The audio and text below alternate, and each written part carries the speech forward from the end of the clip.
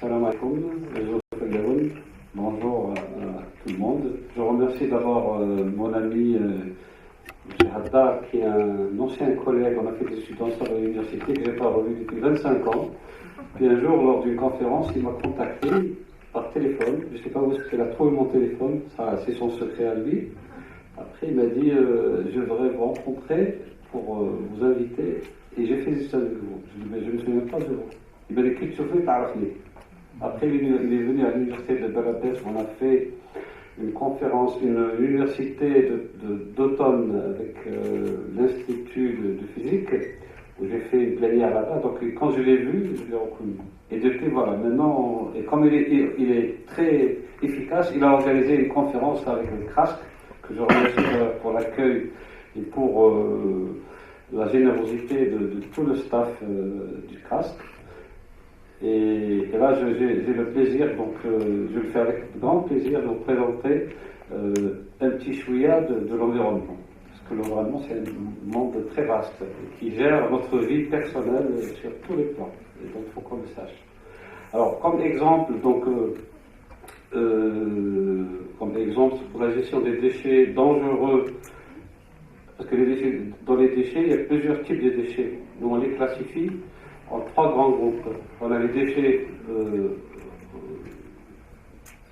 de cuisine, les déchets ménagers, que nos mamans cuisinent, etc. On a les déchets dangereux, dans lesquels il y a plusieurs déchets d'hôpitaux, des déchets d'amiante, des déchets spéciaux, tels que les PCB, les sols pollués des hydrocarbures, les radons, les corps radioactifs, tout ça, ce sont des déchets dangereux. Et ensuite, on a les déchets inertes. Alors, les déchets inertes, ce sont des déchets qui proviennent de la démolition, les déchets de bâtiments, qu'on retrouve facilement dans la nature. Hein. Vous savez, les camions, ils viennent à 3 heures du matin, ils déversent le camion, ils s'en vont. On ne sait pas qui est-ce qui a mis ça. Alors, ce sont des déchets inertes. Donc, on a 3 types de déchets.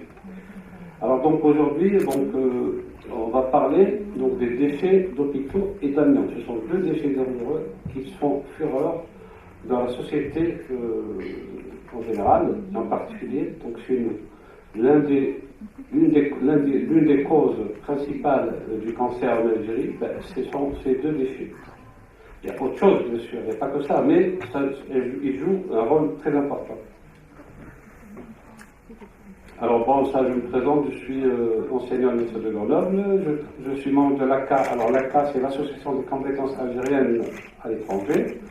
On travaille beaucoup avec certaines universités algériennes, on le fait gracieusement, donc c'est pas qu'on sent qu'on a une dette vers notre pays, donc on essaie de donner quelque chose, de faire un transfert technologique, parce que parfois quand j'ai entendu peut-être comme vous, certains responsables dire qu'on a un accord avec telle entreprise française ou américaine, etc., pour faire le transfert technologique. Moi je rigole quand j'entends ça.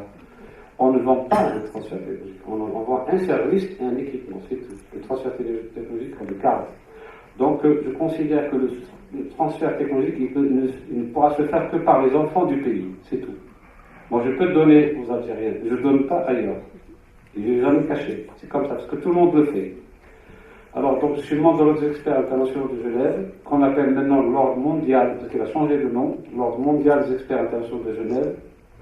Donc c'est un ordre dans lequel il y a à peu près 5000 experts sur tous les pays, et parfois je me permets d'inviter quelques-uns pour faire profiter un peu mon pays, et en général le Grand Maghreb. J'invite aussi au Maroc, en Tunisie, en Mauritanie et en Libye. Voilà. Donc j'ai présidé 2 jumelages jusqu'à maintenant, donc le jumelage Grenoble-Constantin, je ne sais pas si vous connaissez, il est ancien depuis plus de 15 ans, donc le jumelage. Orange, je pense qu'Orange est jumelé avec Bordeaux, d'après mes amis de Bordelais. Et on gère aussi, je préside aussi le jumelage Grenoble-Bombay. C'est dans la gestion des grandes villes, des métropoles. Voilà, donc alors j'ai mis mon mail en dessous pour les doctorants, etc. Si des chercheurs ont besoin d'informations que je puisse leur donner, qu'ils soient de mon domaine, bien sûr, ils seraient les bienvenus, il n'y a aucun problème. Alors maintenant, on va présenter les produits organiques et les produits inorganiques. Alors, les produits inorganiques, c'est quoi exactement? C'est la canette de coca, la canette de la bouteille, le plastique. Tout ça, ce sont des produits inorganiques. Pourquoi? Parce qu'ils ne se décomposent pas dans la nature. Ils ne se décomposent pas et ce sont ces produits qui posent problème. On a aussi les substances organiques. Alors, ces substances organiques, ce sont des substances combustibles dont les molécules sont des chaînes carbonées. On distingue deux types, le pétrole, ses dérivés, et les substances organiques d'origine animale ou végétale, qui contiennent des lipides, des glucides, des protéines, etc. Alors, les ordures ménagères, c'est ce qu'on a, la boule dans laquelle il y a tout. On sépare ça par une tromelle. Une tromelle, c'est quoi exactement? Je vous dirai tout à l'heure. Alors, la matière organique et inorganique, l'exemple de la canette, et la matière organique, donc en général, ce sont les ordures ménagères ou bien les ordures végétales. On fait des tris. Quand on a un déchet, le déchet algérien, vous savez, un déchet qui est très humide. Il est pétri, il est très humide et il pue beaucoup. Vous avez vu un peu les tasseuses d'ordures à Oran, quand elles passent, ça commence à laisser du liquide. Et ce liquide, c'est quoi exactement? C'est la lixilia. La lixilia, c'est un produit très dangereux. Il contient beaucoup de métaux lourds. En principe, ce liquide, on n'a pas le droit de le laisser couler comme ça. Pourquoi? Parce que dans la tasseuse, il y a un récipient dans lequel ce liquide reste. Mais nos génies, qu'est-ce qu'ils font? Ils cherchent la solution facile parce que ça se remplit. Et quand ça se remplit, ils ouvrent le robinet. Alors comme ça, ils vous laissent-le. Mais le problème, c'est ce liquide, il va où? Il rentre dans le sol. Il va polluer la nappe. Alors, maintenant, c'est ça, à cette échelle. On passe à une autre échelle. Quand les produits, nos déchets, pardon, ces tasseuses, elles vont mettre les déchets dans le centre d'enfouissement technique. Je ne sais pas où se trouve, à une BIA, je crois, ou je ne connais pas où c'est. Alors, le centre d'enfouissement technique, c'est quoi? Ce sont des casiers, c'est des trous, sont comme ça, construits avec des membranes spéciales pour que le liquide ne coule pas. Ensuite, il y a un entonnoir qui accueille toute cette lixilia. Il ne faut pas qu'elle coule ailleurs. Il y a un grand récipient pour récupérer, et cette lixilia, ensuite, on doit la traiter, on ne la jette pas. Mais malheureusement, dans notre pays, ils utilisaient le système d'osmose, c'est une membrane qui absorbe ce qu'on appelle l'osmose inverse, c'est-à-dire du plus concentré vers le moins concentré, pour récupérer les métaux lourds. Ensuite, ces métaux lourds doivent être traités par un traitement spécial, qu'on n'a pas en Algérie, malheureusement. C'est ça notre problème. Alors maintenant, toutes les stations de Lixilia sont tombées en panne, une grande partie. Ça fait plus de 15 ans, parce que je suis ça de très près, c'est mon domaine. Je fais un peu le garde-fou aussi, parce que certains responsables, ils n'aiment pas quand on dit ce qui ne va pas. Il faut dire toujours que ça va très bien, alors que c'est faux. De cette façon, on n'avancera jamais. Alors, ça ne marchait plus, donc cette Lixilia, elle va dans la nature. J'ai vu à Mascara où ça va dans le web directement. Alors, le problème, c'est qu'il y a une étude qui a été faite, vous pouvez la retrouver sur Internet, par un institut de toxicologie à Alger. Ils ont analysé l'eau de robinet de 25 wilayas. Alors, ils ont trouvé des métaux lourds importants. C'est-à-dire, c'est incroyable, quoi. Et moi, je sais que j'ai vécu ça quand je prends des douches, j'étais à Jaifa une fois. Je me posais la question, parce que je me lave, et puis j'avais mal 2-3 jours après aux yeux, puis j'ai eu des boutons ici. Alors je me suis dit, tiens, qu'est-ce qui se passe? Je sentais qu'il y avait quelque chose qui n'allait pas. Après, mes copains me disent, non, mais toi, t'es suisse, toi, t'as la peau fragile. Les Algériens, ils ont une peau dure. Je me suis dit, pas de problème, je veux bien. Moi, je suis algérien quand même. Alors, qu'est-ce que j'ai fait? J'ai analysé l'eau. L'eau de robinet était pourrie. J'ai laissé pendant 48 heures, elle sentait. Donc, quand une eau sente, c'est qu'il y a un problème. Donc, c'est-à-dire qu'elle est polluée. Donc, c'est-à-dire l'eau de robinet est polluée. Alors, moi, ce que je prône aux gens, évitez de vous laver avec de l'eau de robinet qui est polluée dans les yeux, parce que surtout les yeux. Parce que parfois, on se pollue les yeux sans s'en rendre compte, on se rend malade. Pourquoi? Parce que l'eau n'est pas purifiée. Parce que si vous vous amusez, par exemple, je vais dire des choses qui sont un peu méchantes, hein, mais c'est une réalité qu'on préfère. Moi, j'ai été éduqué comme ça. Mais ça reste ça.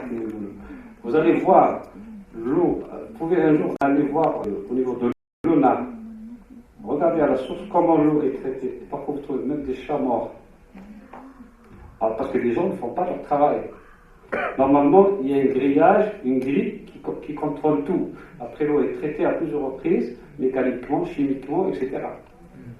Mais une grande partie du traitement n'a pas lieu. Et on a un personnel là qui n'est pas qualifié.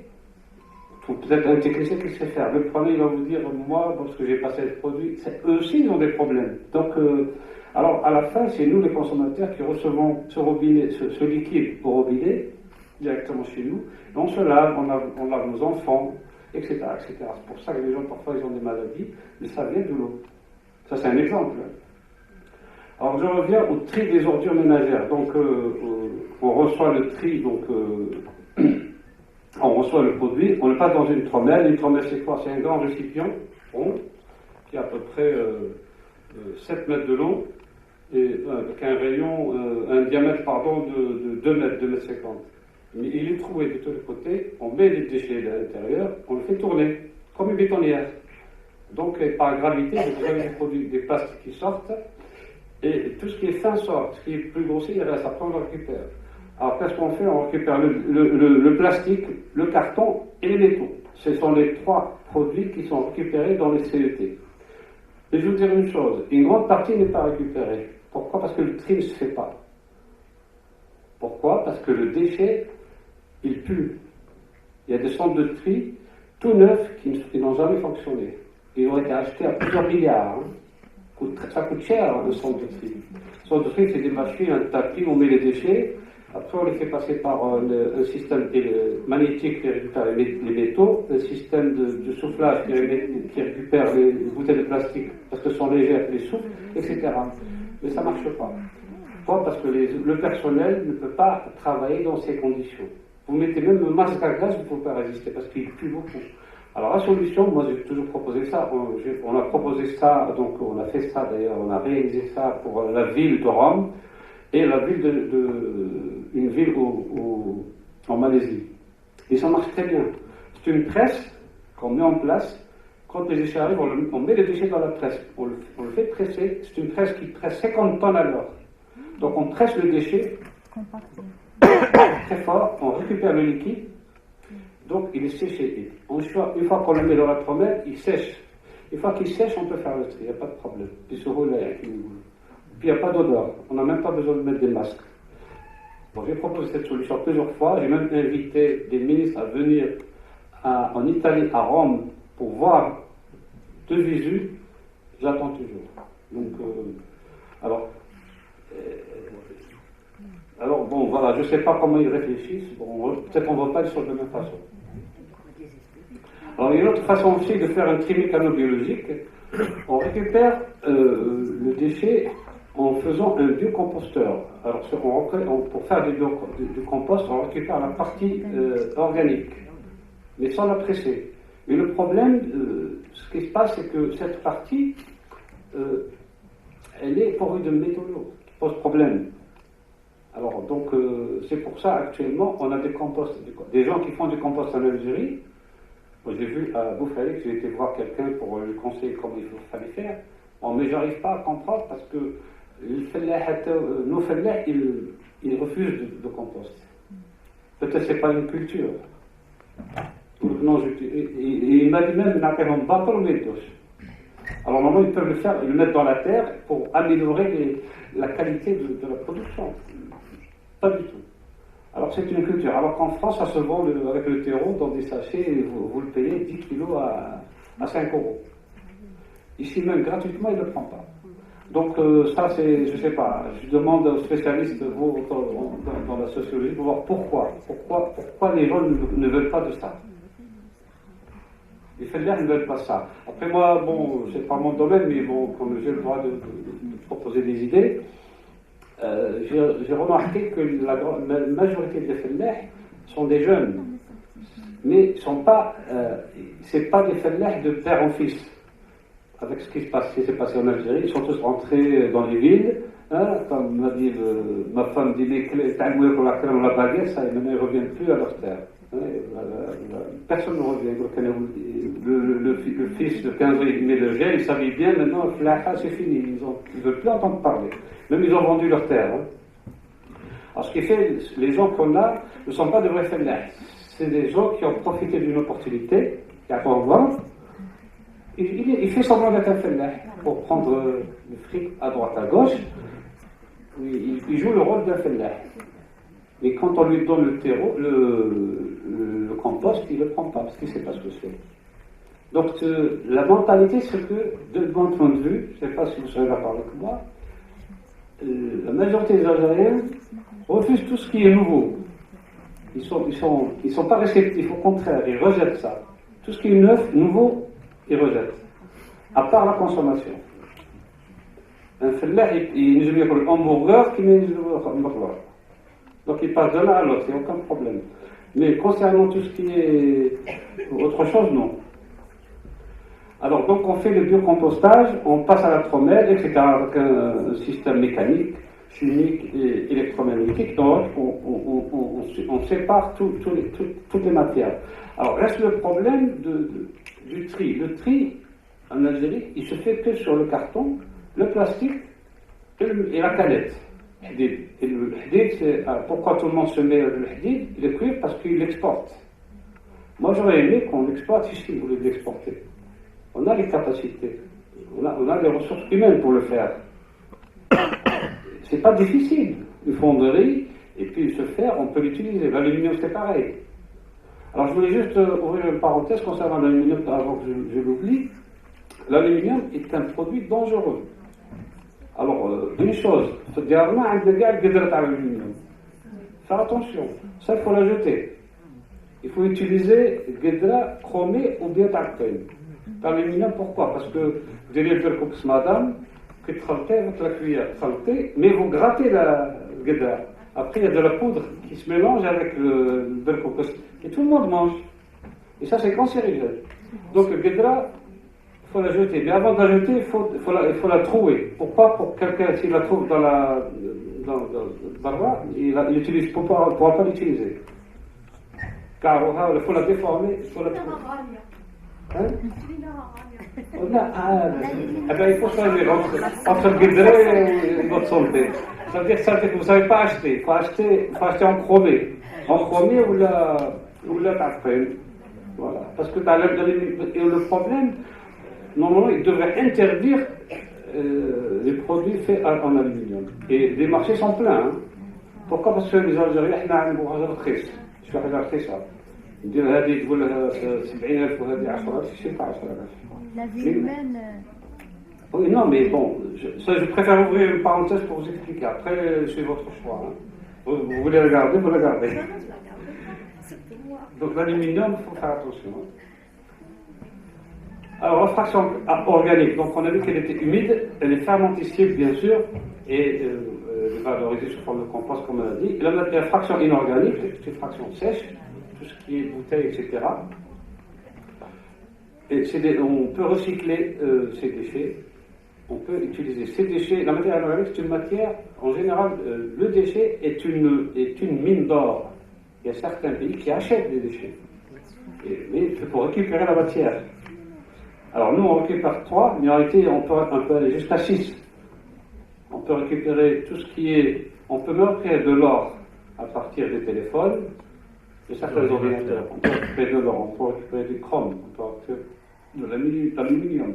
Alors tout ce qui est déchets électroniques, on appelle ça les 3E, tout ce qui est électronique, électroménager, tout ce qui est ordinateur, etc. Bon, on va les voir en détail tout à l'heure, on peut exploiter ça. Et on peut exploiter aussi les terres rares. Les terres rares se trouvent dans les ordinateurs et dans les téléphones.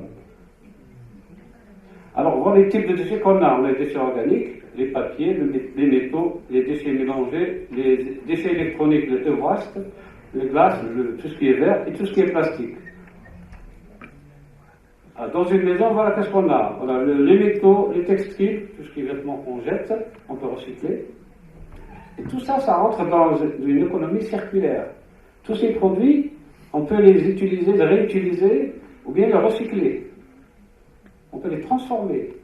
Finalement, j'ai appris en chimie, quand j'étais étudiant, je pense comme vous, que dans la matière, tout se transforme, mais rien ne se perd. Donc, il fallait juste savoir comment utiliser ça, c'est tout. Donc, les household waste, donc on a les produits biologiques, les papiers, le plastique, le verre, les déchets de jardin, etc. Bon, en général, en Algérie, on ne parle pas de jardin, ça c'est fait pour les autres.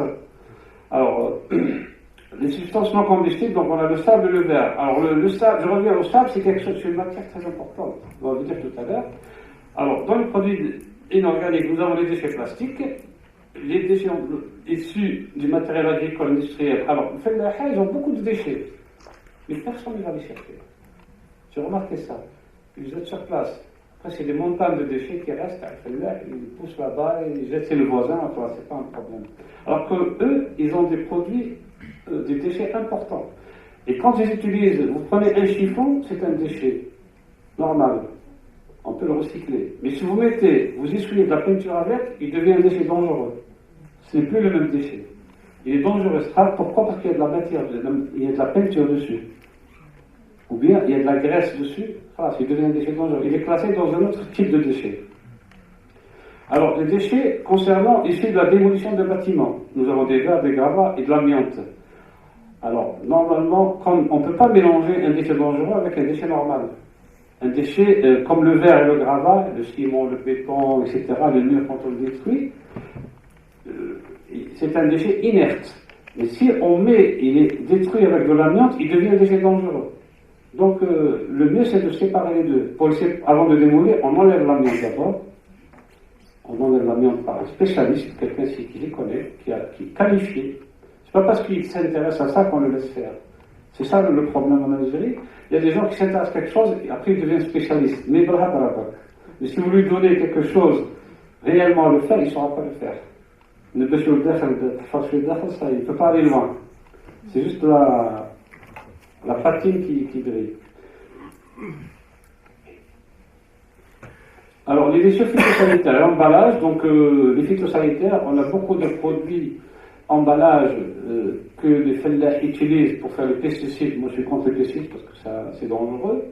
Vous savez que les pesticides, maintenant, c'est connu, sont dangereux, sont mauvais pour la santé et pour leur reproduction. Il y a certains fellahs jeunes qui ont utilisé des phytosanitaires depuis quelques années. À la fin, le gars, quand il se marie, il ne peut plus reproduire. Il est stérile. Il ne sait pas, le pauvre. Alors il passe à la femme, il dit une deuxième, etc. Le problème, c'est lui, il ne le sait pas. Moi, j'ai un ami gynécologue qui dit des amis, il dit non, mais il ne faut pas le dire. Il dit c'est elle. Il a dit, parce qu'il défend la femme, il lui colle ça sur le dos. Il dit c'est pas le problème, c'est pas elle. Alors, donc, tout ce qui est emballage,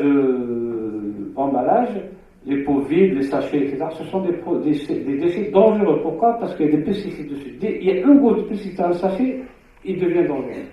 Donc, il est classé dans une autre case, pas dans les déchets normaux. Alors, ensuite, on a les autres déchets, les déchets d'activité de soins, tout ce qui est déchets médicaux. Alors, on les retrouve bien sûr chez les vétérinaires, chez les médecins, chez les dentistes, chez les laboratoires d'analyse, les hôpitaux bien sûr, les cliniques privées, etc., etc.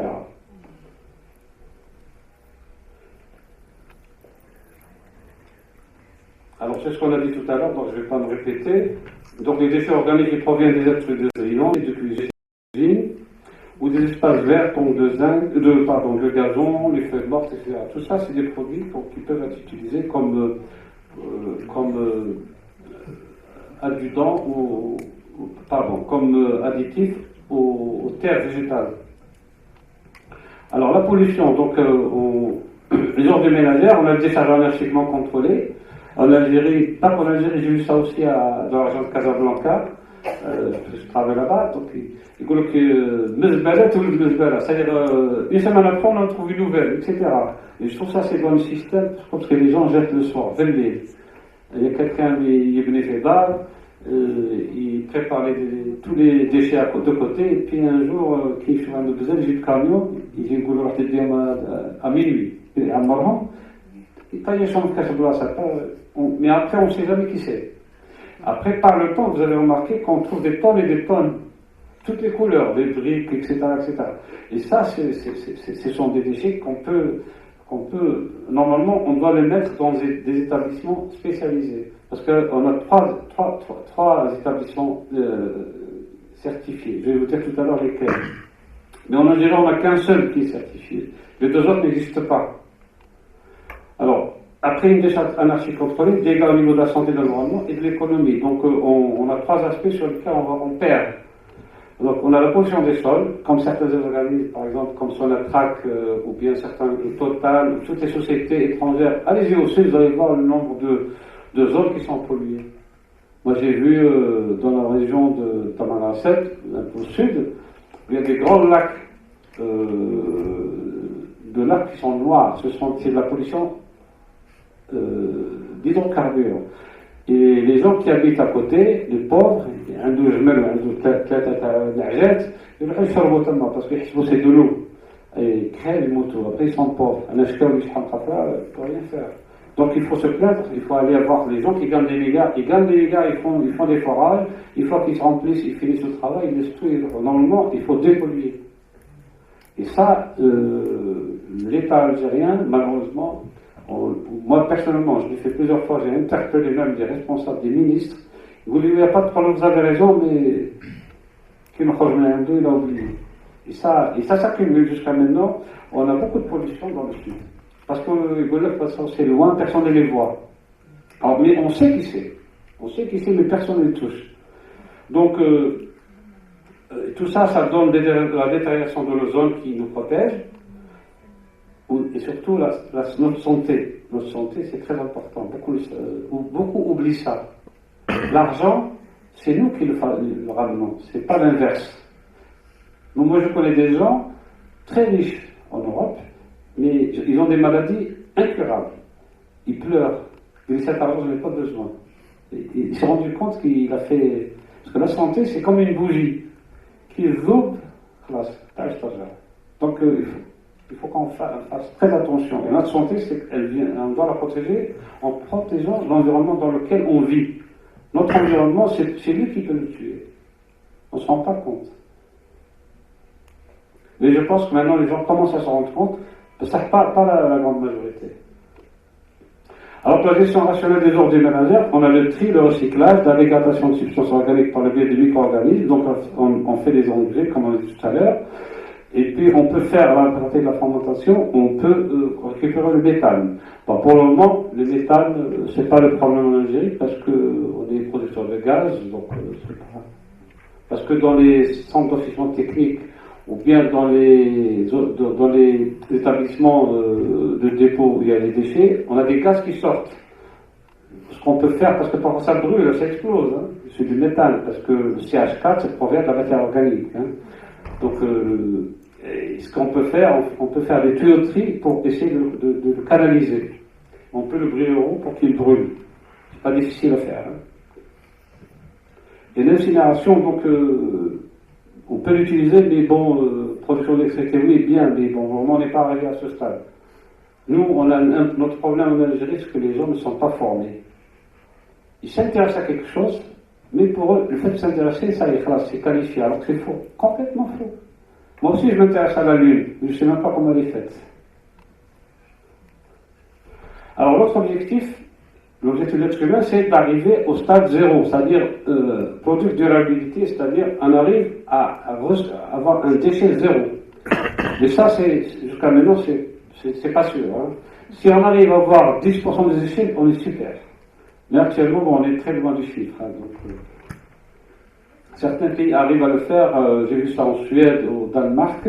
Les Allemands aussi arrivent à avoir 5% de déchets. Mais le reste, c'est tout récupéré, recyclé, etc. Mais ça, c'est avec la participation comment dire, il faut une volonté politique, une stratégie, une vision, avec les moyens et des objectifs. Et un personnel formé pour ça. et surtout la participation de la société. Parce que la société, on a un rôle à jouer. Le problème, je prends l'Algérie parce que je critique beaucoup mon pays, mais c'est dans le but qu'il avance, c'est pas parce que je n'aime pas mon pays, loin de là. L'Algérien, moi-même je l'ai fait quand j'étais jeune. Je balaye et je donne chez le voisin. Donc il faut qu'on change notre mentalité. On considère que chez nous, c'est à l'intérieur. Barra, c'est pas chez nous. Alors que c'est faux. Barra, c'est chez nous, parce que il faut qu'on apprenne à donner de l'importance à l'espace commun.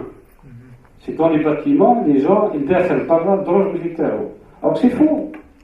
Si chacun balayait les escaliers, ben, tout le bloc sera beau. Il sera beau, on met des fleurs, etc., les odeurs, de belles odeurs avec des fleurs, ou l'hygiène, il faut aérer de temps en temps. Je considère que c'est ça le problème. On doit apprendre cette façon de vivre, c'est important. Parce que si on manque d'hygiène, bon, ça va se retourner contre nous. Et ça se retourne contre nous d'ailleurs même. Ça y est, les gens commencent à sentir ça. Alors, donc la chimie environnementale, ça c'est une nouvelle filière qui a été mise en place il y a 2-3 ans. Et ça, j'encourage moi personnellement les universités à créer des filières en chimie de l'environnement. Pourquoi? Parce que c'est en analysant l'environnement qu'on peut savoir que c'est pollué ou non. Alors, la pollution chimique, elle est nocive. Si on ne fait pas attention, si on ne contrôle pas, on ne peut pas savoir. Parce que c'est quelque chose qu'on ne sent pas. Il traverse, il est dans l'alimentation, il est dans l'eau, il est dans l'air qu'on respire. Mais si on ne contrôle pas, on ne fait pas des analyses de toutes sortes, on ne peut pas le savoir.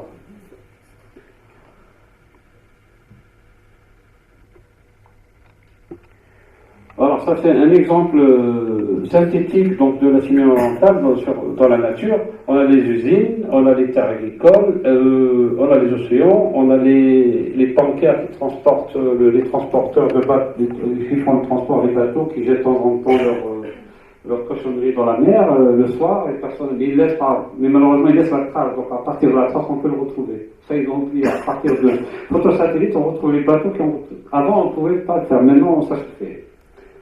Après, ils ont un PV, un gros PV,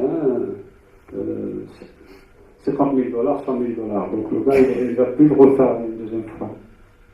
Donc, avec l'évapotranspiration, les convections d'air, les usines, etc., tout ça avec la biomasse et tout ce qui se passe, bien sûr, dans le ciel. Parce que dans le ciel, nous avons plusieurs couches. Et ça joue un rôle très important. On doit faire très attention, contrôler et remédier à tous les problèmes.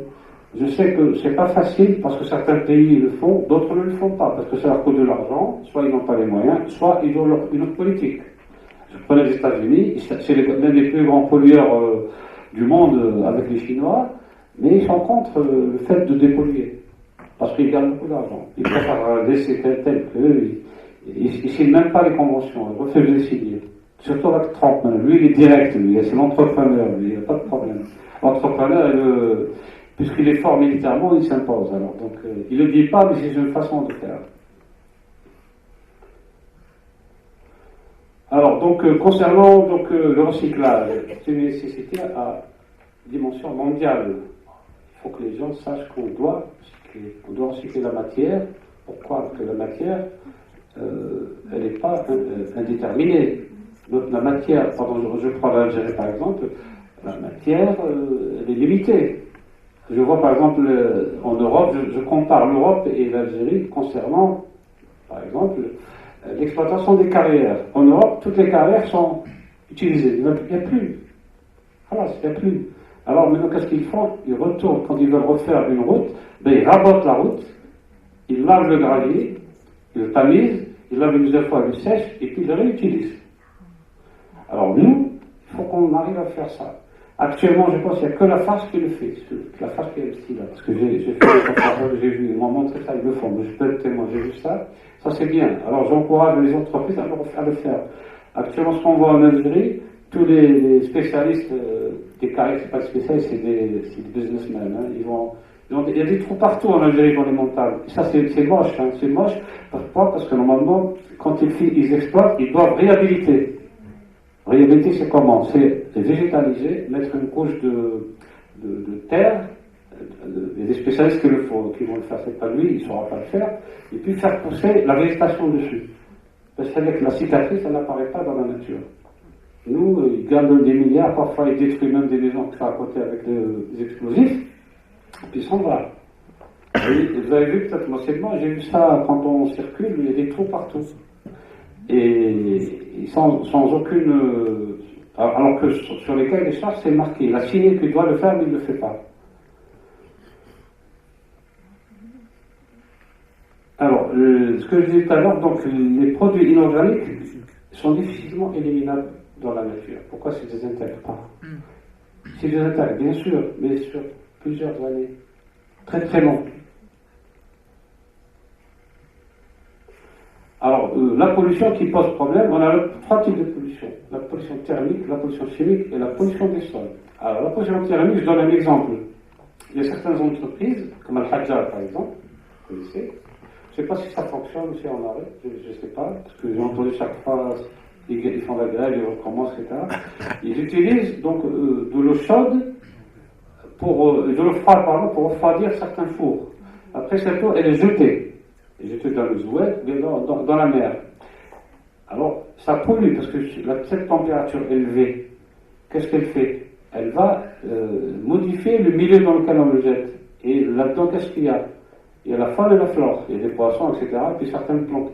Avec cette température, parfois, cette faune et cette flore, soit elle meurt, soit elle est déstructurée. Il y a des poissons qui ne supportent pas une température de 30 degrés. Ils meurent.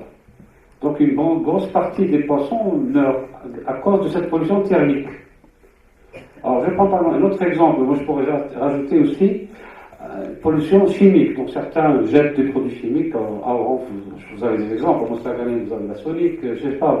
Il y a pas mal d'entreprises qui utilisent des produits chimiques puis jettent ça dans la mer. Il suffit de voir photosatellite.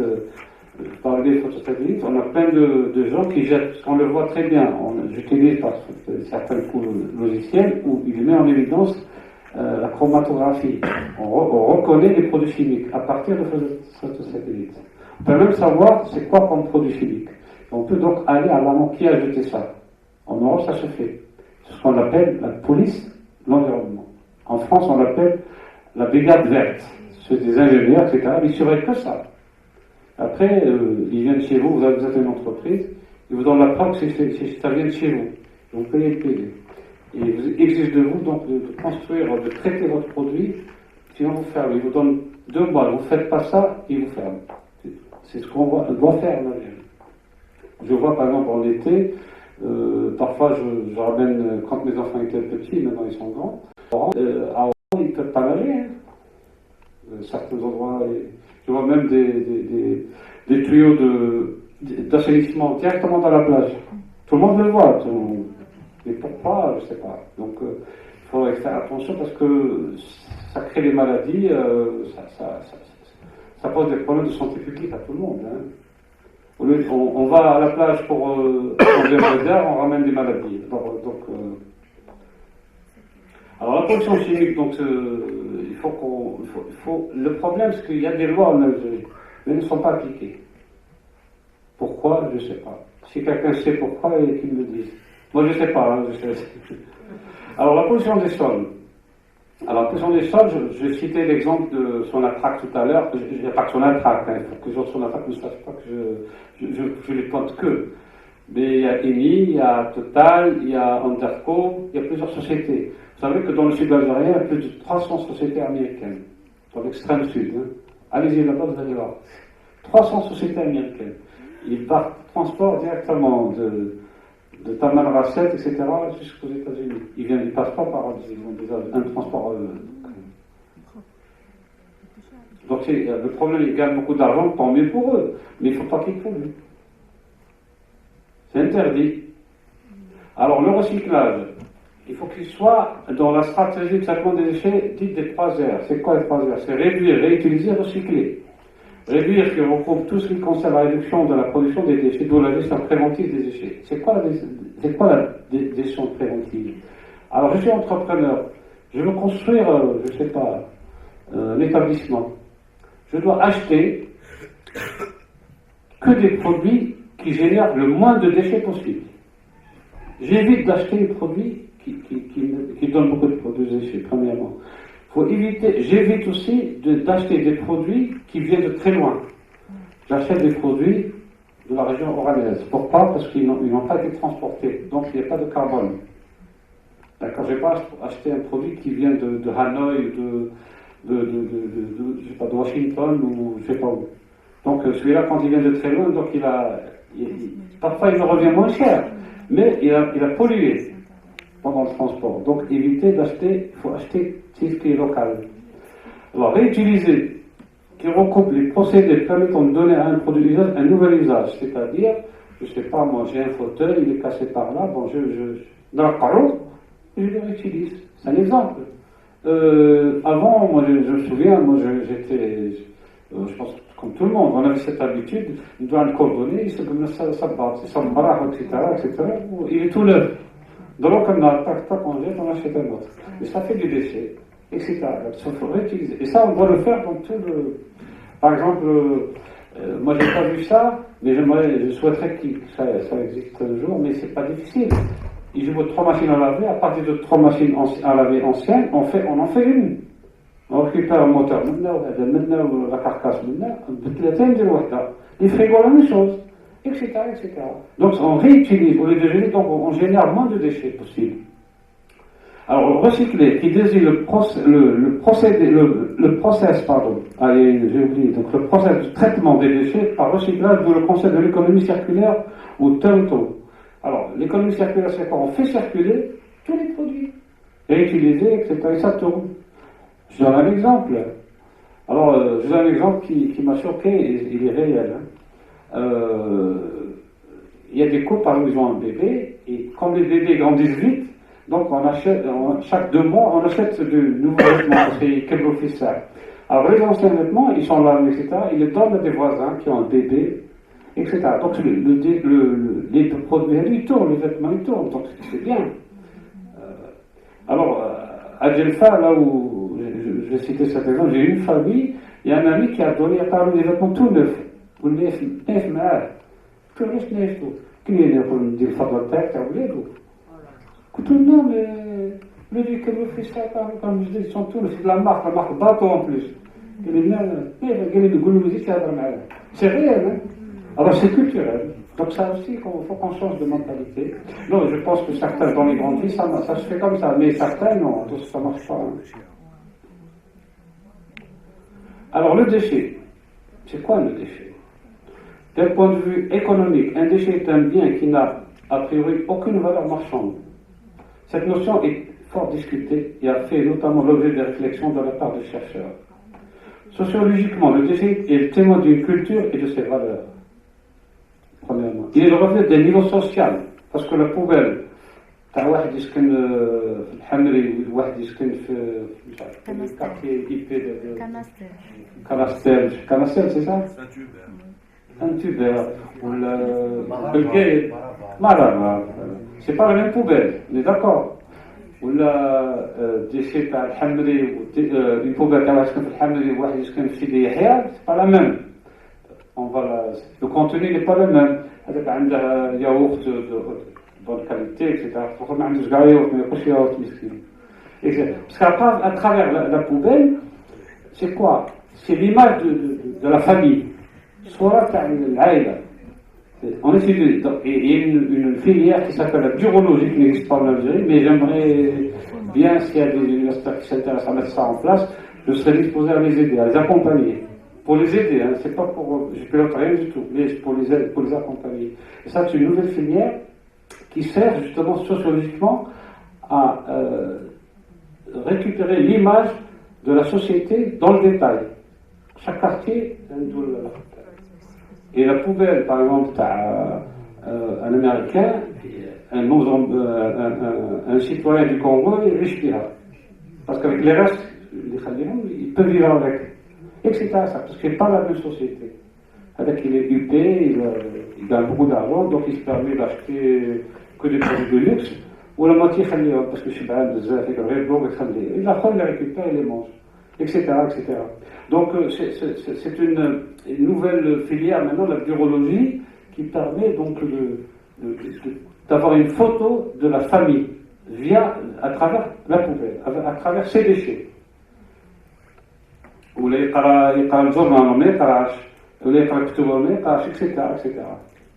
Alors donc ces déchets, c'est une mine urbaine, et cette mine, elle est exploitée par plusieurs entreprises, par des grands groupes comme Veolia par exemple en France, de certaines entreprises allemandes achètent les déchets, ils font les déchets, mais ils récupèrent beaucoup de choses, les déchets.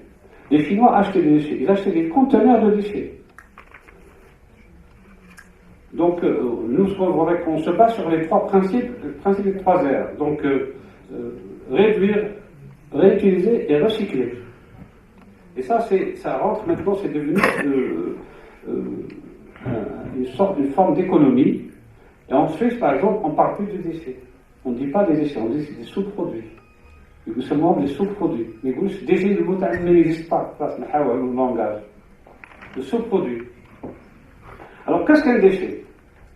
Alors, tout résidu d'un processus de production, de transformation ou d'utilisation, toute substance, matériau, produit ou plus généralement tout bien meuble, abandonné ou que son détenteur destine à l'abandon. C'est ça la définition de déchet. C'est ça. Donc, c'est un produit que j'utilise, je ne l'utilise plus, il est meuble, etc., il est exploitable, et je veux l'abandonner. Ça, c'est un déchet, parce que personne ne va l'utiliser même bien. Mais maintenant, c'est devenu quelque chose qui est exploitable. Alors, il y a le principe de pollueur-payeur. Celui qui pollue, il doit payer. Une entreprise qui gagne beaucoup d'argent, comme Anderco ou bien Total, ils ont gagné beaucoup d'argent, tant mieux pour eux. Mais il faut qu'ils traitent leurs déchets. Ils sont responsables de leurs déchets. Toute personne qui produit ou détient des déchets est tenue d'en assurer ou d'en faire assurer la gestion. Il doit manager ses déchets. Il est présenté que كما التجار تاعك يصلح وكيصلح عندك نوز اسباس سي دي عرام عن الباب. Et tu sais même pas qui c'est, parce qu'il va pas dire que c'est moi. Pas de problème. Toi, qu'est-ce que tu fais? Soit tu récupères, soit tu le mets chez l'autre. Soit tu réagis. Donc, vous êtes trop tard en face. Donc, il y a 3 solutions. Le producteur de déchets est responsable de ces déchets jusqu'à leur destruction définitive. Parce que c'est un déchet zbelter, et ça, c'est juridiquement, parce que maintenant, il y a le droit de l'environnement. En Algérie, j'espère que ça va se mettre en place, il y a le droit de l'environnement. Il y a des juges qui vous jugent pour un déchet. Aux États-Unis et en France. Ils protègent, par exemple, l'environnement, ils protègent le littoral, ils protègent l'État. Et c'est des juges, ils sont spécialisés dans l'environnement. Qui m'a un juge spécialisé dans le plag ou dans le etc., même dans l'environnement. En plus. Alors ça c'est schématique. Une durée de validité des déchets en mer. Quand on jette quelque chose sur le Bhar, parce que le Bhar, c'est devenu une poubelle depuis des années. Et il faut savoir que la mer Méditerranée, c'est l'une des mers les plus polluées du monde. Parce que quand je suis bleu, il faut que c'est joli. Mais faites une plongée à l'intérieur, vous allez voir. Je ne sais pas s'il y a des gens qui font de la plongée. Demandez aux gens qui font de la plongée, vous le connaissez. C'est plein de plastique, de déchets. C'est plein, c'est tapissé en dessous, etc., etc. Alors, ce qui est lourd, il va au fond. Ce qui est léger, il va des flottes. Alors, quand on jette ce papier toilette, par exemple, pour se dégrader à 100%, il reste 2 à 4 semaines. Presque un mois. D'accord? Une brique de lait, Candia, etc. Tu vois, de 1 à 5 mois presque pour se dégrader complètement. C'est dans l'eau, hein. Ah bon, oui, une boîte de conserve, 50 سنة. C'est beaucoup, hein. Alors, une bouteille تاع سعيدة ou كيما هادو c'est du PET. Alors, le PET, les tartes, il faut gagner, c'est notre matière. Le bouchon, il fait presque la moitié du prix de la bouteille. Hein. Le bouchon est plus cher, parce que c'est notre matière. Alors, la bouteille, tu vois, 400 à 450 ans pour se dégrader à 100%. 450 ans, c'est-à-dire c'est pendant plusieurs générations, pour se dégrader à 100%.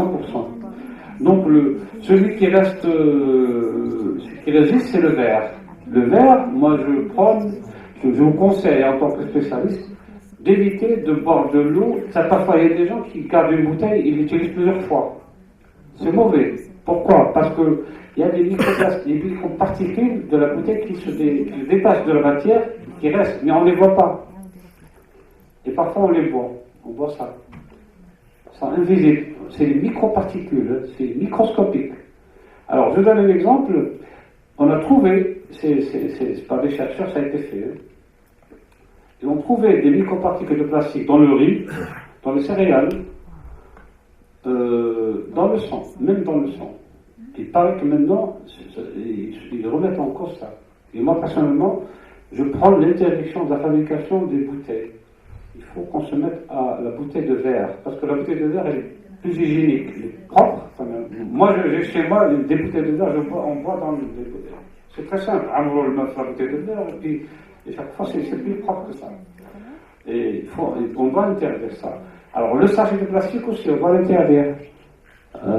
Comme chef, moi j'ai vu à Arzeux, vous connaissez, j'étais à Arzeux il y a 2 mois, j'avais rendez-vous avec quelqu'un, donc quand je suis descendu dans le... j'ai dit mon ami j'ai vu en descendant dans les taxis, ça descend, puis on va à la banque là-bas.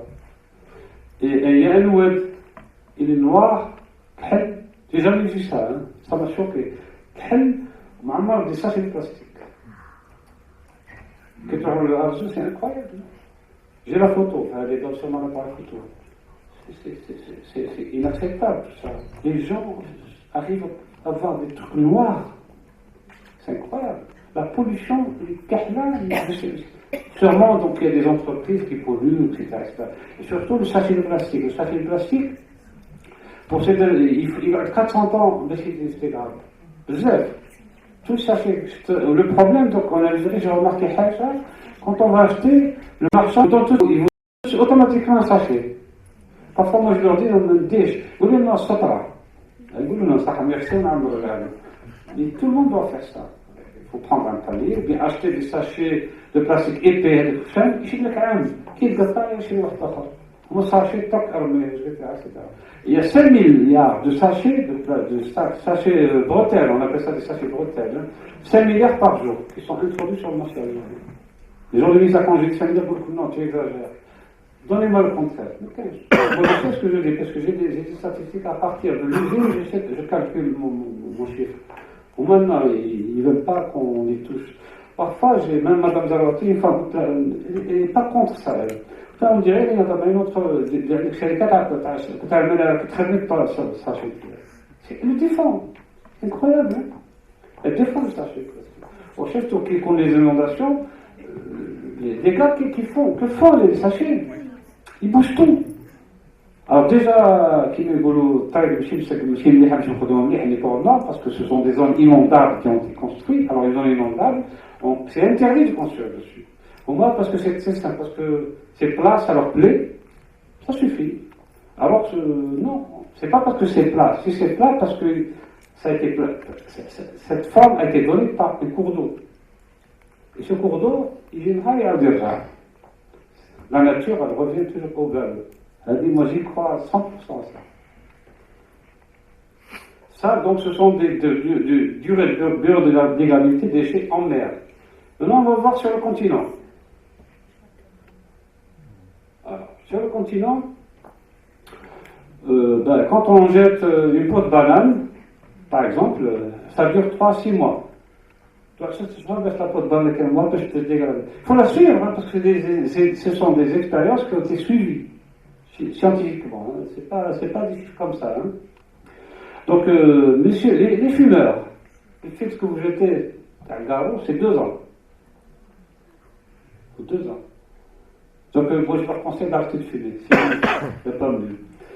Alors, le chewing-gum, mesdames, mesdemoiselles, 5 ans. Chewing-gum, comme moi. Maintenant, même les hommes, même nous, on mange du chewing-gum. Hein, excusez-moi, c'est pas pour être. Je ne fais pas de discrimination, c'était juste pour taquiner un peu. On mange tous du chewing-gum, tout le monde maintenant. 5 ans. Quand on jette un chewing-gum, 5 ans pour se dégrader. Et puis, un autre problème, c'est qu'un chewing-gum, quand il est avalé par un pigeon, il meurt. Parce qu'un chewing-gum, quand il il est avalé par un intelligent, il colle aux initiés. Et puis il ne peut pas s'en débarrasser, il étouffe, il meurt, il moute. Donc c'est-à-dire ça fait deux dangers. Alors, le plastique, donc de 100 ans, etc., donc on le connaît. Le verre, il n'y a que le verre qui est intéressant, parce que le verre, il dure de plus de 4000 ans, même de façon indéterminée. Pourquoi? Parce qu'il est recyclable. Toutes les bouteilles cassées, on peut refaire, on les prend, on refait des bouteilles, etc. Et puis, le verre, on a des ressources énormes en silice. Le silice, c'est le sable, un sable, c'est quoi? C'est le CO2, des petits grains brillants. On a des feldspaths, les géologues, quelques micas, un peu d'argile. Mais la grosse partie, 80%, 95%, c'est de la silice. Et cette silice, c'est très simple. On fait un tamisage, on récupère la silice, les gros grains, les petits photos, avec la silice, on met ça dans un four. Il y a tout un processus, je ne rentre pas dans les détails, et on fabrique du verre avec des moules. On a les bouteilles qui saignent, etc. Et le casserole, etc., etc. Et puis sur le plan hygiénique, il n'y a pas mieux. Parce que les plastiques se dégradent. Ça dégage des microplastiques. Qu'on ne voit pas, on les retrouve même dans le sang, faites de. Et ça, on a trouvé ça c'est des malades. Ça vaut des particules de plastique dans le sang. Le riz est un rouge. Faites attention quand il y a du riz, vous allez voir. Vous trouvez amusez-vous avec les loups, vous allez retrouver des petits morceaux. Alors je reviens donc aux déchets algériens. J'ai dit tout à l'heure qu'il était humide à 68%. Le déchet américain est à 23%. Alors qu'est-ce qu'on a dans le déchet? On a 11% de plastique, 10% de papier. On a 2% de textile, quelques métaux, on a 4%, le caoutchouc et le cuir, 2%. Ça, c'est une étude que j'ai fait moi-même. Donc, j'ai pris la poubelle avec les gants. Parfois, même, quand les enfants se travaillent, des papas, je dis, la poubelle. Maintenant, ils ont compris. C'est utile. Donc, le déchet algérien, il pose un problème, c'est son humidité. Au Wahd al-Waqt, tout à l'heure, je ne sais pas si je vais le répéter ici, on parlait des incinérateurs. En Algérie, il y a 2 ans, je crois, il y avait un programme de mettre en place des incinérateurs dans chaque wilaya. Un incinérateur, ça coûte 200 millions de dollars. Avec l'autre, c'est 2 euros, ralto, sur le khas. Alors, dès des études, les études ont été faites par appel d'offres, etc. Une fois, on a fait un séminaire, je leur ai dit, mais incinérateurs, voilà, comment? Moi, j'avais prévu le coût. J'avais ramené avec moi une facture pro forma d'un fabricant américain. Regarde combien ça coûte. Ah, maintenant, on pensait que c'était moins cher. Alors, ils ont arrêté le projet, parce que ça coûtait trop cher. Trop cher, premièrement. Deuxièmement, qui va gérer ça? Parce qu'il faut ça des professionnels, des ingénieurs spécialisés dans le domaine. Parce qu'il faut gérer la fumée, qui est dangereuse, et puis il faut gérer aussi les cendres. Il faut les traiter. Les cendres, on ne peut pas les gérer. On peut les traiter en Europe, ça coûte très cher. Donc, ça fait Donc, finalement, une montagne qui a accouché d'une souris, avec beaucoup d'argent qui s'en va. Alors, ils ont fait les études, ils ont arrêté les projets, mais les études ont été payées. Ça coûte plus de 40 000 dollars l'étude. 40 000 euros, pardon, plus. Alors, finalement, les études sont parties à la poubelle. Tout a arrêté. Alors, vous faites le calcul, multiplié par 45 000 milliards, je vous laisse faire le reste. Donc, l'incinération, c'est pas la solution. Donc, on doit trier. Un centre d'enfouissement technique dans lequel on met les ordures ménagères doit être rempli normalement, il est prévu pour 15-20 ans de Ammar. Après on le couvre, ensuite on peut mettre des terres végétales dessus, on met des jardins, etc. Mais on ne construit pas dessus. On peut faire un espace vert, etc. pour les enfants, pour tout le monde. Alors le problème c'est que les centres d'enfouissement technique en Algérie, ils en 2-3 ans, au lieu de 15-20 ans. Pourquoi? Parce qu'il n'y a pas de tri qui est fait à l'avant. Au lieu de réduire les déchets, on a tous fait là-bas. Moi, j'ai vu des pneus de tracteurs dans les CET. Où le problème, on jette aussi tout ce qui est déchets d'hôpitaux. Et ça, c'est un problème. Parce que c'est pour ça que j'ai fait ça. Moi, je connais des médecins et des amis à moi qui ne m'ont pas caché. قال لك انا بيدو صحاب الزباله نطلعوا فيهم نعطيو بيه ونعطيو الديشي غالي يرميه ديشي ميديكال ما ينقاش في السيدي يقيسها طلع فيه يعطيو 20,000 50,000 طون تاع يبدلو صحاب شي حاجه ويقيسها il n'a rien à perdre. Donc l'incinération est mauvaise, elle pollue. On a des fumées cancérigènes, dioxyde de carbone, elle pollue l'environnement. Et les mâches-fer, ce sont des cendres. Les mâches-fer, ce sont des cendres très riches en métaux lourds, très dangereuses. Quand il y a de l'eau, ça pose problème. Alors en Algérie, on n'a pas les incinérateurs, on a ce qu'on appelle des brûleurs, parce qu'un incinérateur, il faut 1000 degrés, 1800 là. C'est des brûleurs, mais c'est des brûleurs qu'il faut. Mais c'est pas, et certainement, certaines matières ne sont pas brûlées. Alors ce qui fait, donc, c'est encore plus dangereux. Et ça dégage beaucoup de fumée, il n'y a aucun traitement. La fumée 3, il est respiré par tout l'environnement. Nous, on a proposé, jusqu'à maintenant, on le propose, c'est une presse qui, ce que je disais tout à l'heure, qui presse le déchet, on le presse pour réduire l'humidité, parce que si on brûle un déchet algérien humide, on le brûle, mais il ne harche. Mais il طول بزاف, ça va coûter très cher. Soit حاجة نفخة تحرق.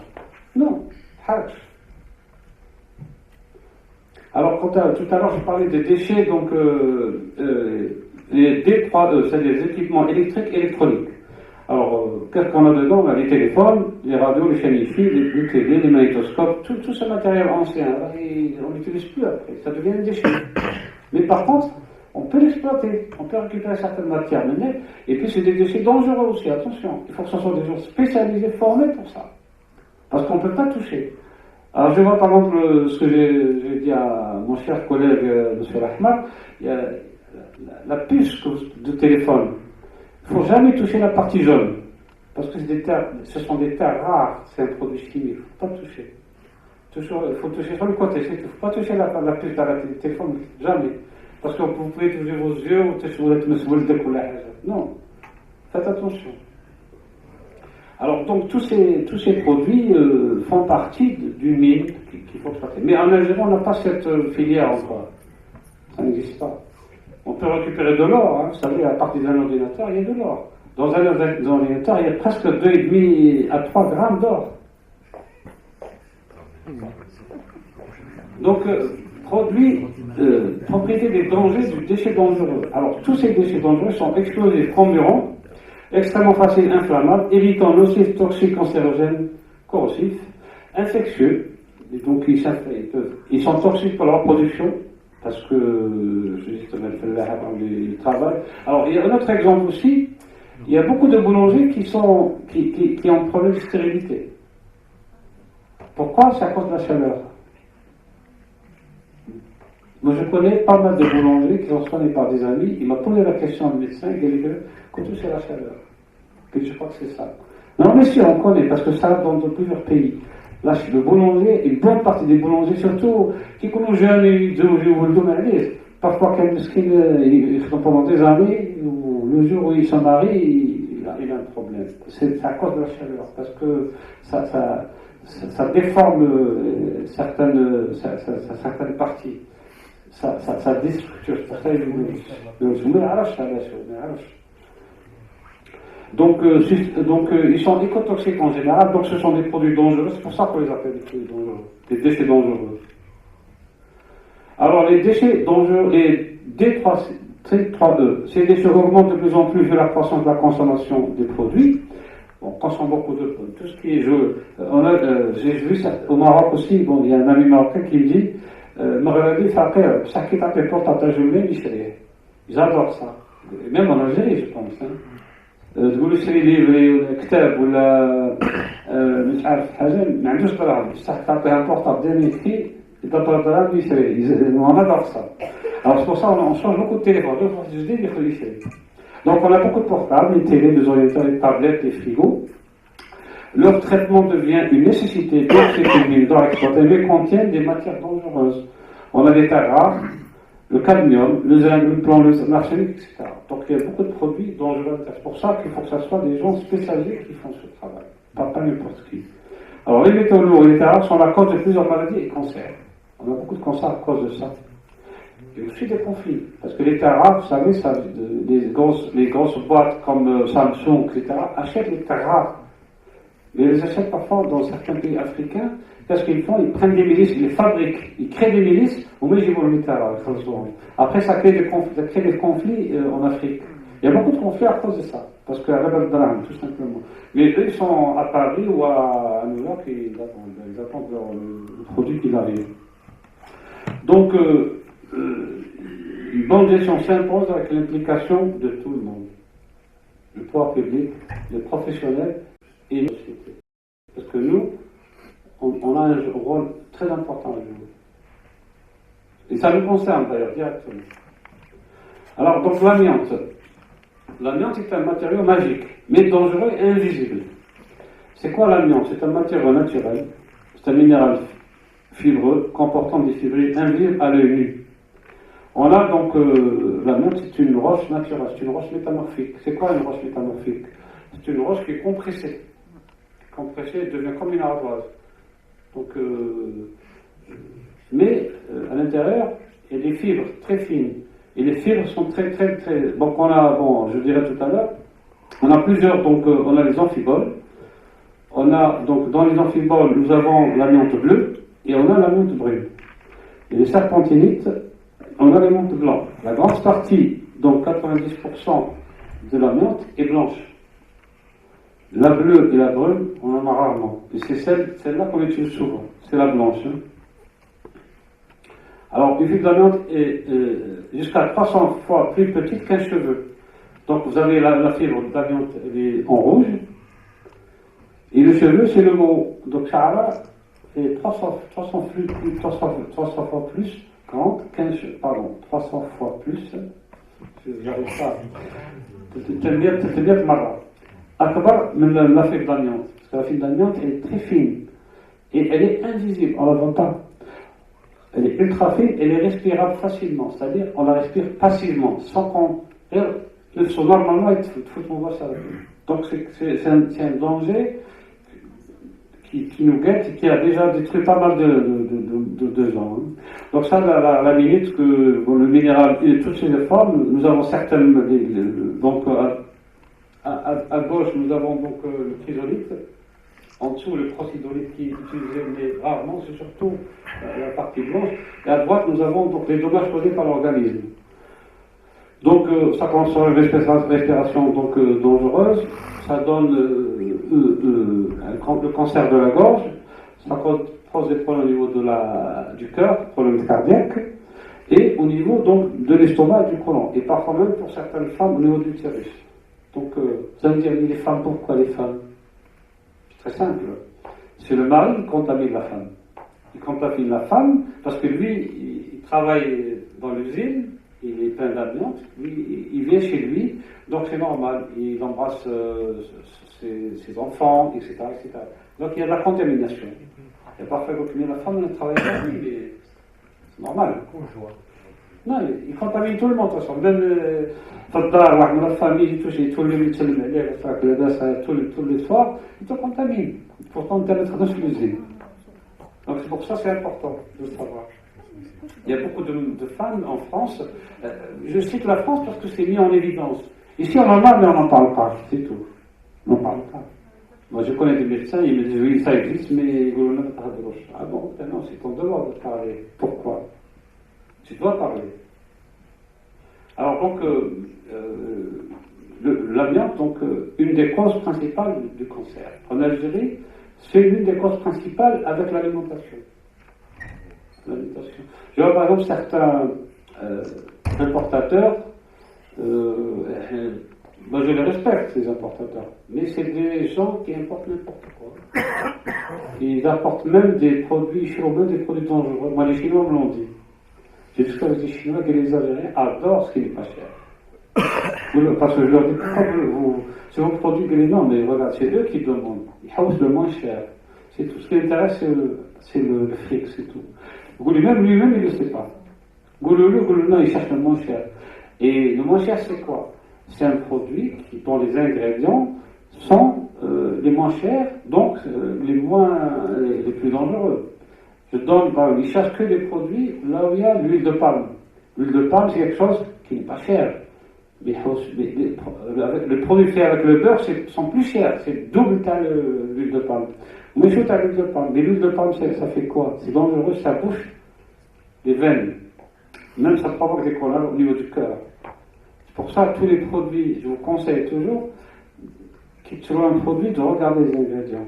Alors le problème en Algérie, ils sont malins. Ils développent quelque bouche, mais ils ne précisent pas c'est quoi. Ils veulent que l'huile végétale. Mais c'est quoi cette huile exactement? Il ne le dit pas. Alors, sur le plan réglementaire, il doit préciser. Si c'est l'huile de palme, ou bien de tournesol, etc. Ou bien l'huile végétale, point à la ligne. Alors ça, c'est interdit. Donc il nous cache quelque chose. Alors, donc je reviens pour le cancer de l'amiante. Actuellement, en France, on a prévu plus de 100 000 morts pour 2025. Je vous donne l'exemple en Algérie. Vous savez qu'il n'y a pas de morts qui sont tués par l'amiante. Si, il y en a beaucoup. J'ai fait une émission sur l'autre, il y a quelques... Sinon, vous allez, quand vous aurez le moment, vous mettez mon nom avec amiante à côté, l'émission va sortir tout de suite sur Google. Et vous suivez l'émission, elle est sur 1h30 à peu près. Le cimetière de Bajbarech est plein de morts, mais personne n'en parle. Ils méritent quand même qu'on parle d'eux, ces gens. Ils ont été utilisés dans l'usine de Bajbarech, le fibrociment qui se trouve sur la zone industrielle de Bajbarech, les familles actuellement. Tous ces gens ont travaillé, ils ont donné leur vie pour cette usine. Finalement, à Maroc, ils sont morts comme des chiens, quoi, presque. De tout pauvres, abandonnés, faisant le cancer. Et dans l'émission, on en parle, et il y a des gens qui ont des gens de leur famille qui sont morts, et je venais en marre directement. Parce qu'il faut faire quelque chose, il ne faut pas qu'on se taise. Parce que se taire, ce n'est pas la solution. Alors, ils sont morts de cancer. Les entreprises se sont enrichies, mais on n'a pas sur comme un torchon. Voilà, c'est pas bien quand même. Alors donc, la plèvre, qu'est-ce qu'elle fait? Elle grossit à cause de l'amiante, parce que les fibres, elles s'accrochent quand on les respire, elles restent sur les poumons, et se développent au fur et à mesure. Ensuite, elles déstructurent le poumon. Elle crée la partie externe du poumon, elle devient très dure, et donc, une fois qu'elle devient dure, c'est le cancer qui commence. Et le problème, c'est qu'on ne peut pas le détecter. C'est quand il se développe qu'on le détecte, mais quand c'est trop tard, quoi. C'est pour ça, la meilleure solution, il faut qu'on arrête ce genre de choses, il faut faire quelque chose. Professeur, je pense qu'on laisse un peu du temps pour le débat. D'accord. Mais seulement, est-ce qu'il y a une possibilité vous savez, s'il y a un chapitre sur le traitement des déchets hospitaliers? D'accord, j'ai vu tout et tout. D'accord. C'est le plus important. D'accord. Donc voilà, c'est le type de cancer, l'amiante en détail. Hop, ça c'est... là on trouve l'amiante dans une maison, je l'ai dit. Alors toutes les constructions sont pourvues d'amiante. Beaucoup de gens ne savent pas. Si.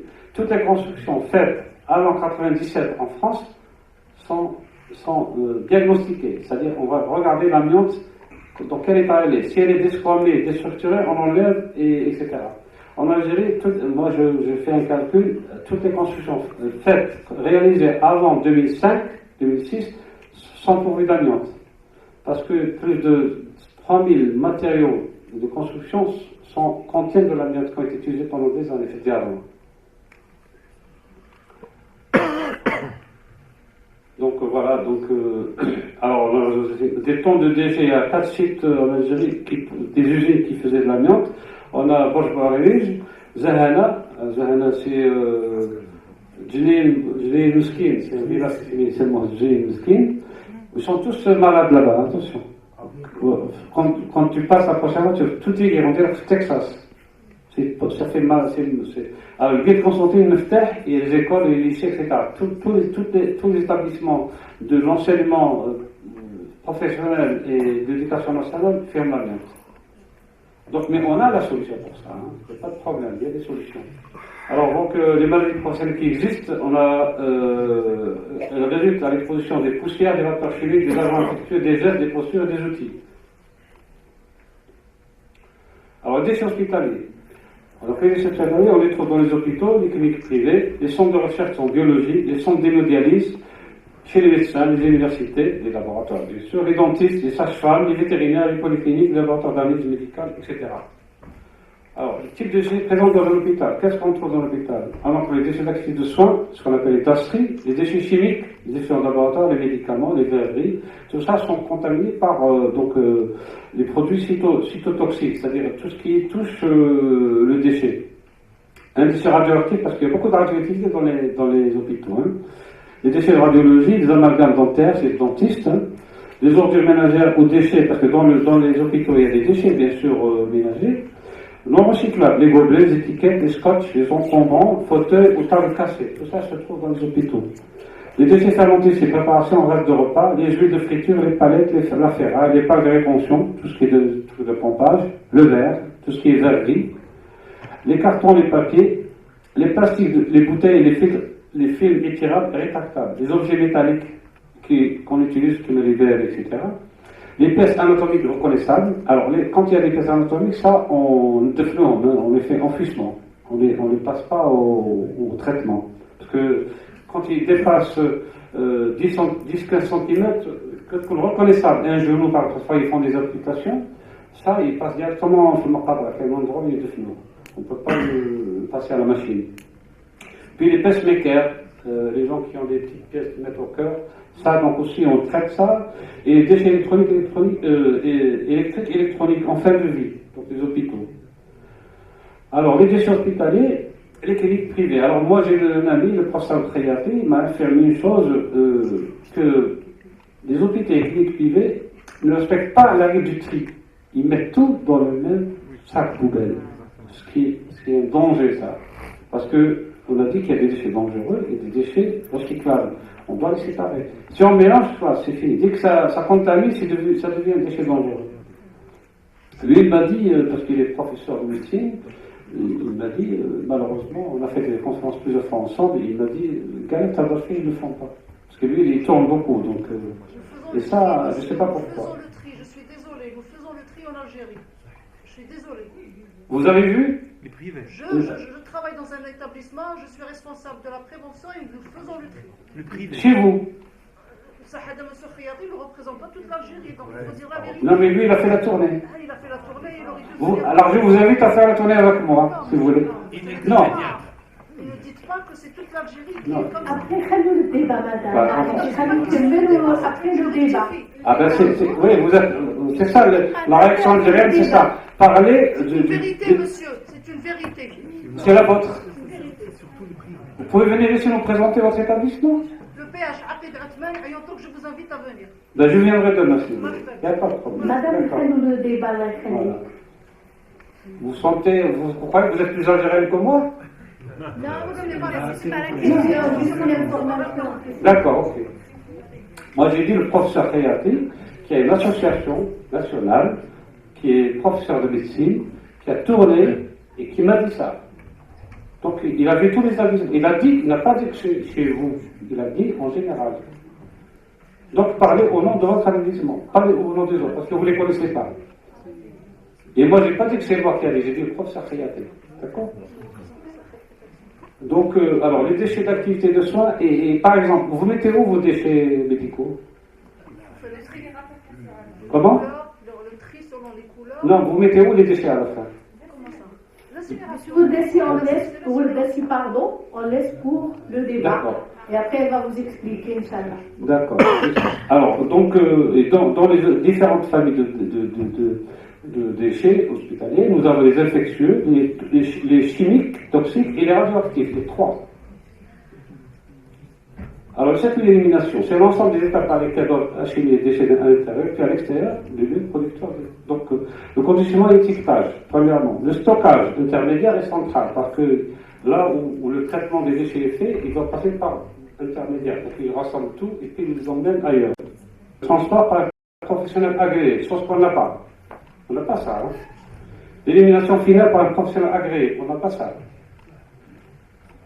Donc, c'est quoi un DASRI? Il est issu des activités d'enseignement de recherche, parce qu'on les a aussi dans les laboratoires de l'université.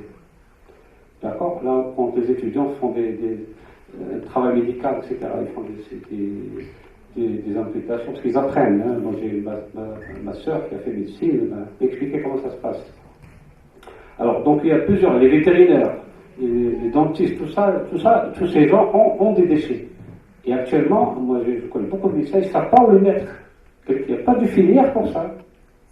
Il n'y a aucune filière, c'est ça le problème. Alors, les aiguilles, les seringues utilisées par les tatoueurs, les toxicomanes, etc., bien complètement ne sont pas considérées comme DASRI, car elles ne sont pas issues d'une activité de soins. Mais parfois, ils les jettent ailleurs.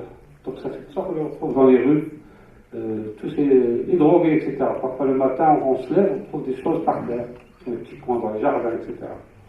Donc, les DASRI sont classés dans les déchets dangereux sous la dénomination H9 infectieux, selon l'index 1 de l'article R 151 du Code de l'environnement, modifié par le décret 2011-828 du 11 juillet 2011.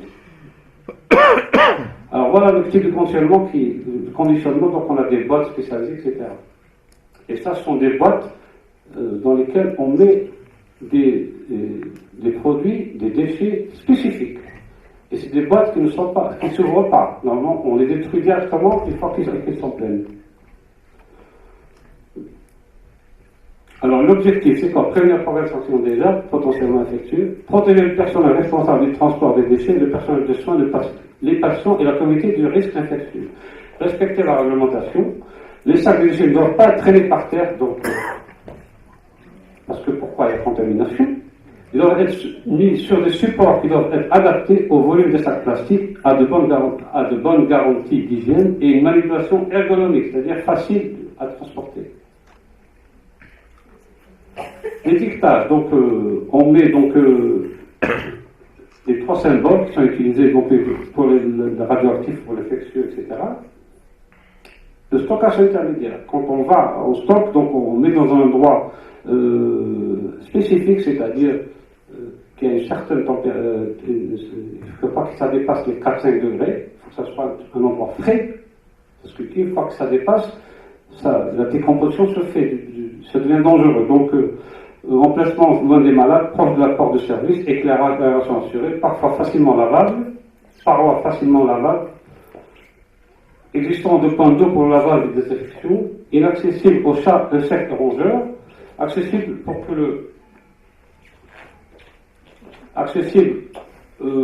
pour le personnel autorisé. Alors, le stockage et sa durée. Donc, on stocke sous climat modéré. Ça, ce sont les recommandations de l'OMS. 72 heures en hiver et 48 heures en été. Sous climat chaud, 48 heures en saison sèche et 24 heures en saison chaude. Le traitement, il se fait alors, plus de 1 quintal par semaine, 72 heures. On doit traiter pour 72 heures. Entre 15 et 1 quintal par semaine, c'est 7 jours. Entre 5 et 15 kilos, c'est 1 mois. Inférieur en dessous de 5 kilos, pas plus de 3 mois. Donc, il ne faut pas les laisser traîner. Alors, donc, les véhicules de transport. Donc, on a des véhicules spécialement ADR avec un endroit spécifique et frigorifié, c'est-à-dire 4 degrés. On ne transporte pas le déchet sur un tracteur ou un camion. Ben, c'est impossible. Parce qu'il y a problème de contamination et de désintégration. Alors voilà le gisement des déchets qu'on a. En Algérie, en gros, globalement, on a entre 25 à 27 000 tonnes par an qu'on produit à l'échelle nationale. Et je pourrais dire maintenant, je donne même un chiffre de 30 000 tonnes. Pourquoi? Parce qu'il y a pas mal de structures hospitalières nouvelles qui ont grandi, plus aussi les nouveaux médecins. Alors, traitement des naissances d'Astrid, donc l'incinération est désormais interdite en Algérie, voilà. Il y a une règle. Donc voilà, ce que vous dites, mademoiselle, l'incinération est interdite, parce qu'il y a une loi pour ça. Alors, donc, pour éliminer donc, le procédé, donc, on réduit la contamination microbiologique. On repose sur différentes techniques qui débutent généralement par un broyage préalable des déchets qui suit un processus de décontamination, soit physique, soit chimique, soit thermique. Alors voilà, donc l'engin qu'on peut utiliser, c'est un banaliseur industriel. Moi je propose ça parce qu'il est plus efficace, il revient moins cher pour le service, parce que en Suisse on le fait. Ici par exemple on peut mettre 5-6 wilayas pour un seul banaliseur. Mais il est grand, il fait parfois plusieurs tonnes par jour. Hein. Donc on peut le faire fonctionner même H24, on peut même traiter 10 wilayas en même temps, avec des camions qui vont faire la tournée en fonction des clients, chez les médecins, etc., etc. Après, c'est une organisation qu'il faut mettre en place. Hein. Mais selon les normes, selon le personnel qualifié, formé pour ça. Alors, on a un procédé de broyage dans les deux sens, à une température de 25 degrés. Une fois broyé, donc, on désinfecte le déchet. Une fois qu'il est désinfecté, on le réduit. Donc, le volume est réduit de 80%. C'est beaucoup. On a un volume comme ça, on obtient comme ça. Donc on a 80% qui est réduit. Alors quand on jette ça dans un CET, donc c'est un volume en moins. Donc on prolonge la vie du CET. Et on a trouvé notre méthode aussi maintenant. On utilise ça, on peut le donner pour faire des soubassements de routes. Quand on fait des routes, on peut le mettre en dessous. Alors voilà avant et voilà après. Et ça c'est mes mains, hein. Donc on peut le toucher, voilà, je suis en bonne santé, je n'ai rien du tout. Parce qu'il a été complètement désinfecté. Voilà, donc objectif de la gestion prendre des dimensions développement durable, surtout vu qu'il y a un changement climatique où la température va monter, donc on doit faire très attention, on doit s'adapter efficacement par rapport à ces problèmes. Alors, ces deux aspects qui vont être les guides selon lesquels toute politique en matière de déchets doit s'orienter. Nous restons disponibles pour vous accompagner dans tout projet. Voilà. Alors, la gestion durable des déchets, donc, il y a ce qu'on appelle, je l'ai dit tout à l'heure, la prévention préventive, la prévention des déchets, on ne doit pas acheter n'importe quoi. Ensuite, la bonne gestion des déchets par la suite. Comme ça, à la fin, on a le moins possible de déchets. Voilà, je vous remercie beaucoup pour votre attention.